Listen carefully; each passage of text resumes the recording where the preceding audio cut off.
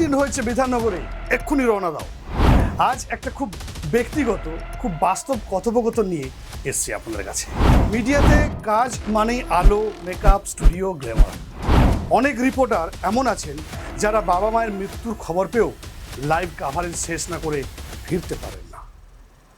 আমার রিপোর্ট শেষ না হওয়া পর্যন্ত আমি আজ ফিরবো না, এই প্রতিশ্রুতি কেউ তাদের কাছ থেকে নেয় না, তবু দেন, কারণ তারা বিশ্বাস করেন খবরটা পৌঁছানো মানেই দায়িত্ব।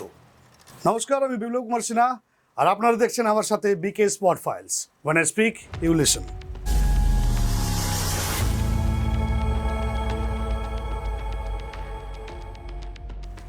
আপনি প্রতিদিন সকালে চা নিয়ে টিভি খুলে খবর দেখেন, স্ক্রল ঘোরাতে ঘোরাতে হেডলাইন পড়েন, কোনো রিপোর্ট ভালো লাগলে হয়তো শেয়ারও করেন, কিন্তু কোনোদিন কি এটা মনে হয়েছে এই খবরটা তৈরি করার পিছনে কারা আছে?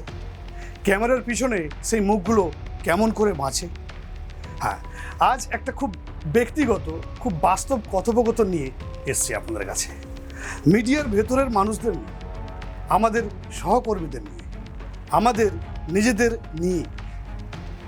অনেকে ভাবে মিডিয়াতে কাজ মানেই আলো, মেকআপ, স্টুডিও, গ্ল্যামার, কিন্তু বাস্তবে কি কেউ জানে?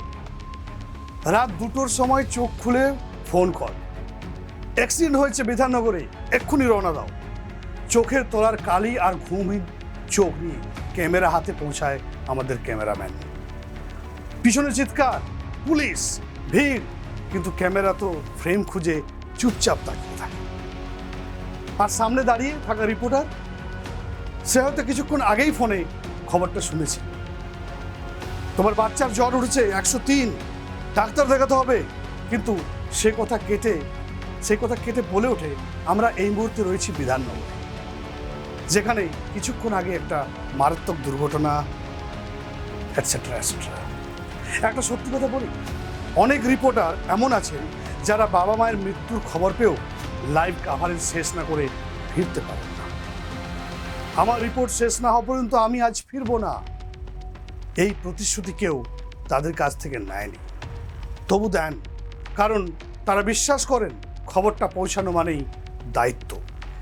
এটা কেউ বলে দেয় না, এটা মন থেকে আসে।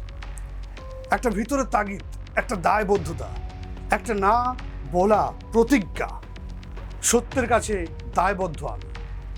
একজন মহিলা প্রডিউসার, সারাদিন অফিসে, রাত 10টার আগে বাড়ি ফেরা হয় না। আমরা কি শুধুই খবর পরিবেশক? না, আমরা আসলে একটা সময়ের সাক্ষী।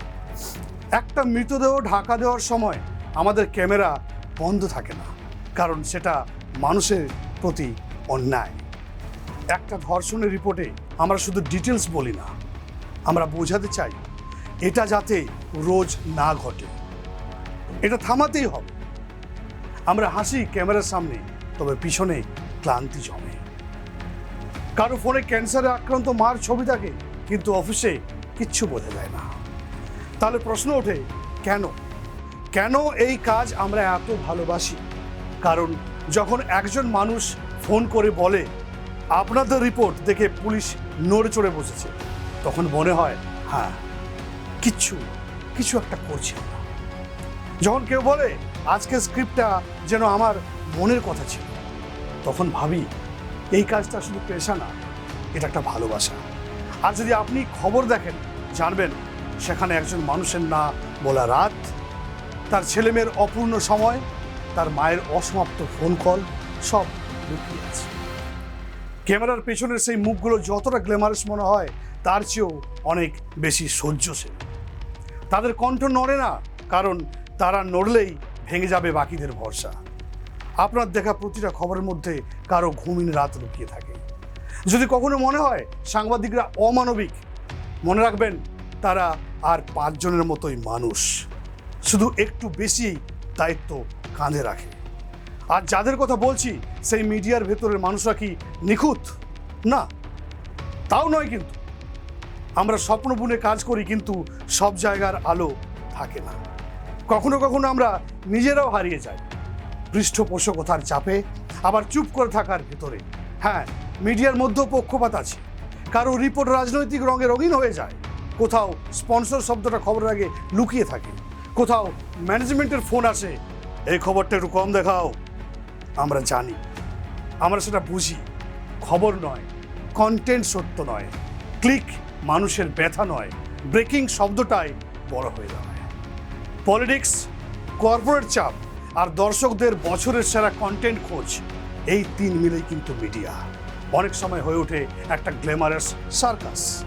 আর সবচেয়ে বড় দুঃখ, এত গন্ডগোল, এত মিথ্যে, এত কাঁটাছেড়ার মধ্যেও সত্যি যারা বলতে চায় তারা নেই কোনো আলোয়, নেই ট্রেন্ডে। সব মিডিয়া ভালো নয়, সব সাংবাদিক সৎ নয়, কিন্তু অভিযোগ করে মুছে ফেললে তারা হারিয়ে যাবে। যারা এখনো জেগে আছে, আজকের পডকাস্ট তাদের জন্য। যারা বিক্রি হয়নি, যারা আজও প্রতিদিন ভাঙে তবু সত্যের মুখ থেকে মুখ ফিরিয়ে নেয় না, ভালো থাকুক তারা, ক্যামেরার পিছনের মানুষগুলো। নমস্কার, ভালো থাকুন, সুস্থ থাকুন আর দেখতে থাকুন বিকেএস পডকাস্ট।